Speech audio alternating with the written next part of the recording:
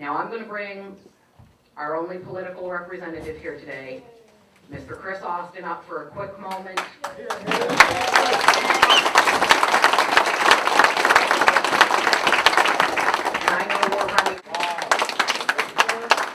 Well, good afternoon, folks. I'll tell you what, do you all a favor and I'll be brief. I know it's been a long afternoon. A lot of great information here today.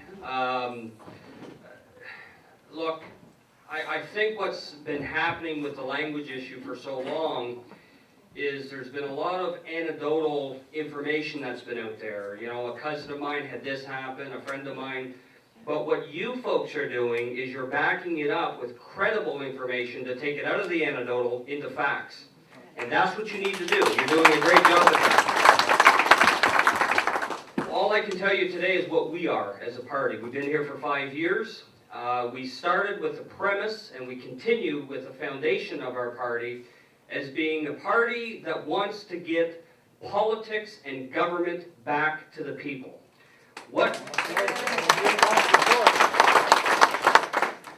we have in New Brunswick today is not the greatest form of democracy, it's more of a partyocracy, where MLAs no longer have the opportunity to represent you because they have to represent the party whip or the party leader. That is fundamentally wrong in our system of government. Fundamentally. That's why we believe in a free vote concept. When our MLAs are elected to the legislature, I assure you that they will represent you as their constituents.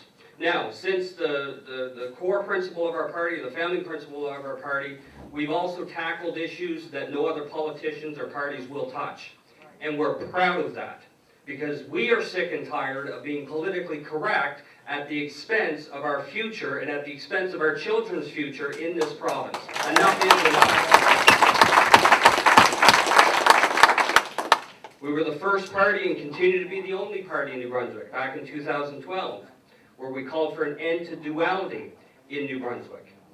We believe that by merging the health authorities, $40 to $60 million will be saved, and I'll tell you, I was absolutely delighted that just recently a credible organization like the Canadian Taxpayers Federation recognized that same thing. Millie, it's great to see you again today, but they too are saying it's a waste of money. You can still provide service to both French and English in the language of choice under one health authority and save money. It's just common sense. We are the only party that has called for the resignation and the removal of the Official Languages Commissioner, Catherine Donovan.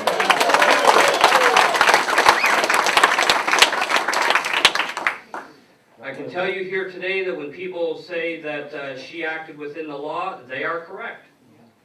She acted within the law that both Liberal and Conservative members of the Legislative Assembly voted unanimously in bipartisan support on the Official Language Act and the amendments made under secrecy under David Alward in 2014. She acted within their mandate. That's the truth.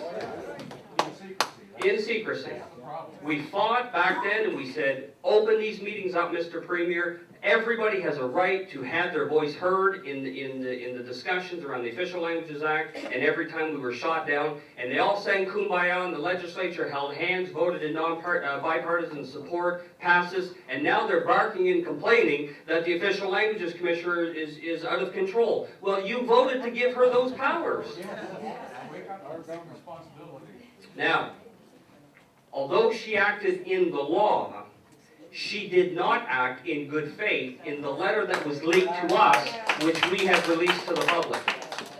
I don't know if you can bring it up, and again, I don't want to be long here because I know it's been a long afternoon. If you get a chance, actually, please do this for me. Go onto our website, peoplesalliance.ca. On that website, you will see the letter that was leaked, okay, from DTI into our hands, which basically the Official Languages Commissioner writes in third person to mislead the Department of Transportation and Infrastructure that there was a complainant who filed this report. She's the complainant. She's the investigator, and that is fundamentally wrong in a democracy. So I want to be clear, as a party, we support the right of both French and English to receive service in their language of choice. but we do not support the way it's happening now in New Brunswick. It's out of balance, it's out of whack, it's disproportionate, and it's very costly, and we will fight tooth and nail with your help to change that. Thank you very much.